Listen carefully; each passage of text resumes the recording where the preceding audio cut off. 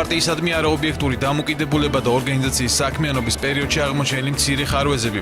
პოლიტიკური პარტია დემოკრატიული მოძრაობის თავმჯდომარე აუდიტის სამსახურის მხრიდან ორგანიზაციის ტოტალურ შემოწმებაზე საუბრობს. TV3-თან ნინო ბურჯანაძე აცხადებს, რომ დარღვევების აღმოჩენის შემთხვევაში ორგანიზაცია მზად არის აუდიტის სამსახურთან ითანამშრომლოს და არსებული ხარვეზები გამოასწოროს. პრეზიდენტობის კანდიდატი განმარტავს, რომ პარტიის საარჩევნო კამპანია კანონის სრული დაცვით მიმდინარეობს.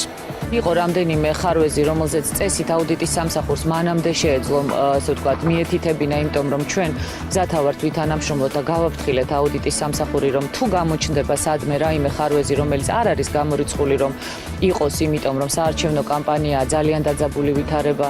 დემოკრატიული მოძრაობის ლიდერის საწინააღმდეგო აზრს აფიქსირებენ აუდიტის სამსახურში. უწყების ვებგვერდზე განთავსებული ინფორმაციის თანახმად, ნინო ბურჯანაძის პოლიტიკურმა პარტიამ აგვისტო-სექტემბერში არადეკლარირებულად გახსნა რამდენიმე ათეული ოფისი. ამასთან აუდიტის სამსახურის ოფიციალურ გვერდზე განმარტებულია, რომ დემოკრატიული მოძრაობის გარდა უწყება სხვა პოლიტიკურ პარტიების შემოწმებას ახორციელებს. აქვეა აღნიშნული, რომ ამ ეტაპისთვის არსებული დარღვევებისათვის 5 პარტიაა დაჯარიმებული.